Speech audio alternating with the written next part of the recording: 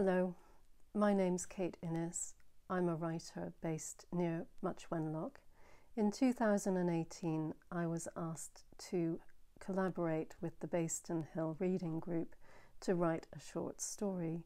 It was such a pleasure doing this. The group gave me lots and lots of ideas to include in my story, and one of the most influential was the idea that it might be set in or around a haberdasher's shop.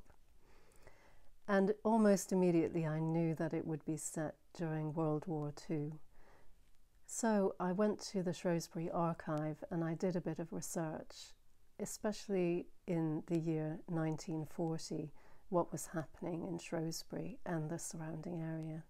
So I've actually used some real events in the making of the story, as well as quite a few fictional characters. I hope you enjoy it. None the Worse by Kate Innes. By the time Rose had reached the edge of town, her hair was flying around her head, the useless pins on the point of falling out. It had seemed so warm when she'd finished the milking, but now the wind was driving hard across the Severn, and the small fallen leaves were gusting into piles under hedges peppered with sloes and berries. It was autumn again, and she should have worn her hat. One whole year since the invasion of Poland. A whole year of war and no victories, Albert had complained in his last letter. Except one. The day exactly a year ago, when he'd come to the farm on his bicycle in the early evening, knowing her father would be out. The weather had been fine, the air full of the smell of cut straw. He'd whistled as he pedalled them to the mere, with her on the back holding on to his shirt. She'd been dumbstruck, still shocked that he, the most handsome of all the young men she knew, wanted to be with her.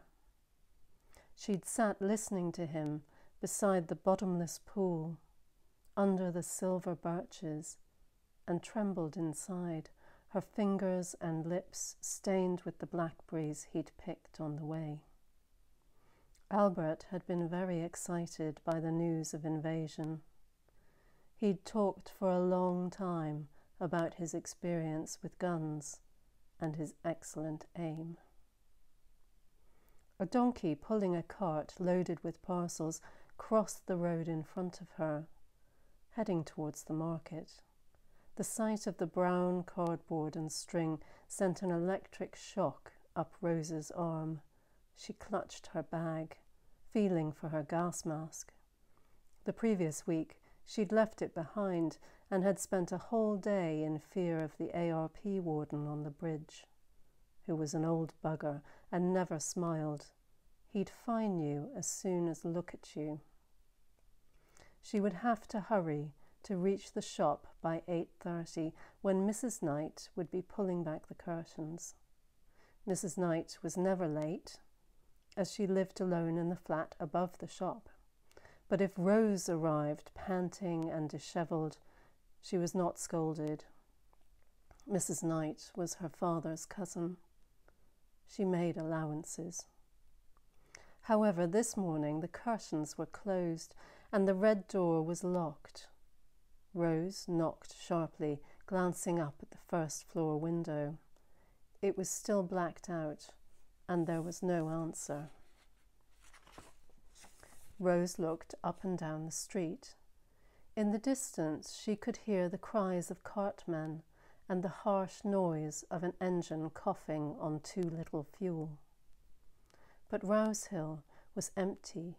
Even Mrs. Bligh at the cobbler's shop, who spent at least half her life standing on the corner looking for her many wayward children, was absent.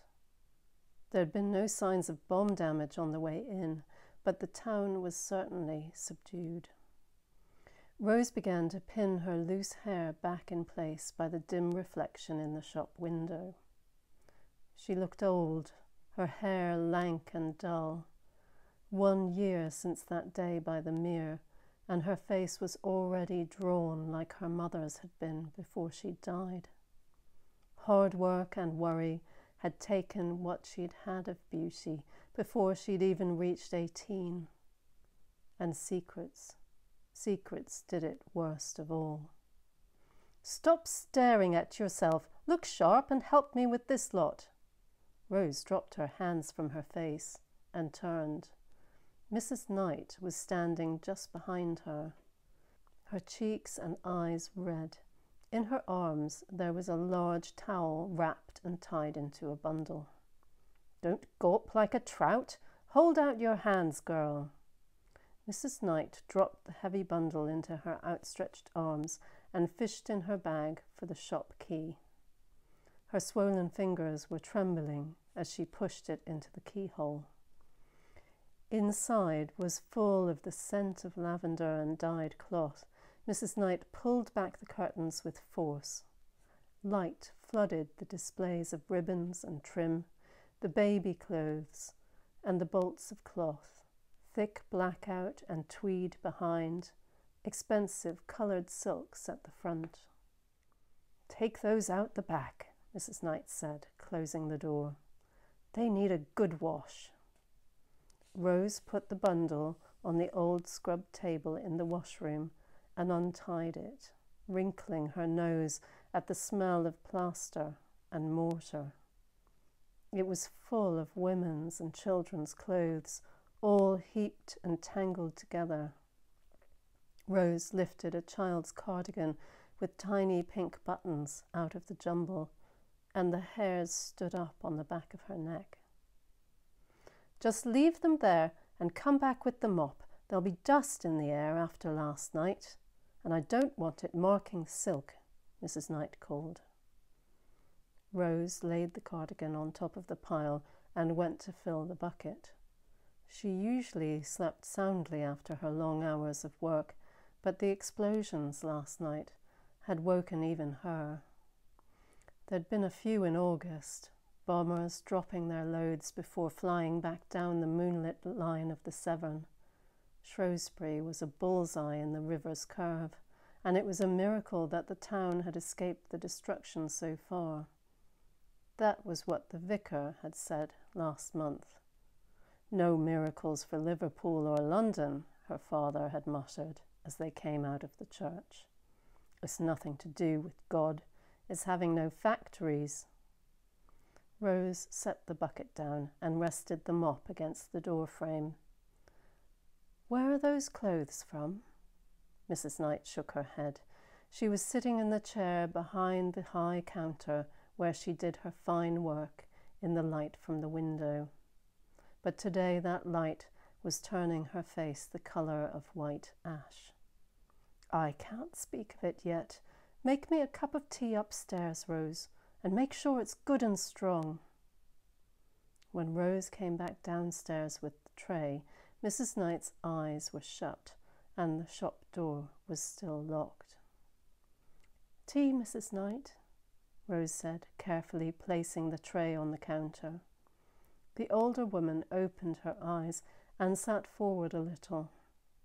Rose poured the milk and held the strainer ready. "I've had no sleep, Rose, so you're going to have to pull your socks up today and manage as best you can. Don't look like that. You're perfectly capable if you stop daydreaming." Mrs. Knight stared at Rose's hand as she passed the teacup. "That should not be out in public." Rose looked down and saw the thin silver band on her ring finger that Albert had insisted she wear. A cheap, plain thing, without even a fake gem to make it pretty. She'd taken off her gloves to make the tea and had forgotten to hide the ring in the inner pocket of her coat. She twisted it off her hand and gripped it in her fist. "I'm sorry." Rose felt her throat closing over the words. All these months, Mrs. Knight had said nothing to her father about Albert, but now her face was angry, her lips pressed thin. "I promise it won't happen again." Mrs. Knight straightened her back. "You've no need to apologize to me, Rose, but if you don't do the sensible thing very soon, you will indeed be sorry." Mrs. Knight crossed her arms over her chest and drew a deep breath. "I went along with it at first," she said, shaking her head. "Thought it was right. I know how difficult your father is, and he's even worse since your mother passed, God rest her. I knew he wouldn't want to let you go and then have to pay someone to do the farm work." The older woman looked up at Rose fiercely. "But I've had my eye on you, and now this has to stop. That lad is not to write to you here at my shop any more." Rose looked down, tears pooling in her eyes. Mrs. Knight took a deliberate sip of tea and leant forward. "I've read those letters, you know." She pointed to the drawer below the counter where they were hidden. "Nothing but bragging about how many he has killed and complaining about everything else. Not a thought for you, except to order you to send him a portrait photo so he can boast to his battalion." She tapped her fingernail on the counter. "Now look at me, Rosie. I know you're a loyal girl, but you are too meek. You need to stand up for yourself. Albert doesn't deserve your loyalty. He does not love you." She stabbed the counter with each word. "And as for you, young lady, you may try to pretend, but I can tell you don't love him either. You barely even read his letters." Rose closed her eyes, feeling the hard edge of the silver in her fist, seeing the silver birches that had stood indifferently over her a year before, when Albert's hand had crushed her mouth so that she could not scream as he twisted her arm behind her back and pushed her down. Afterwards, he had told her to fix her hair and said nothing else all the long ride back to the farm where he'd left her. Father was still at the pub. He did not see her washing in bucket after bucket of cold water. For 2 whole days and nights she'd waited, sick and terrified.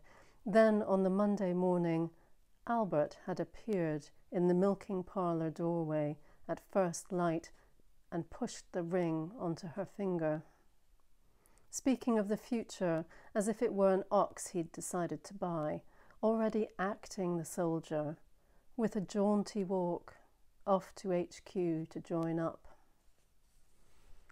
After he'd left, Rose had felt some comfort that if there was to be a baby, there would at least be a father. When it was clear there was no baby, she'd hidden the ring inside the torn fabric of her mattress and tried to forget. Then the letters from France began to arrive, Albert shooting a young German soldier in the chest.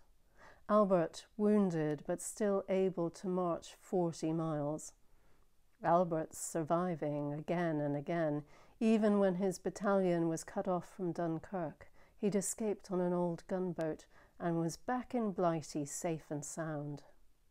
Clever Albert. Lucky Albert. Very soon he would get leave.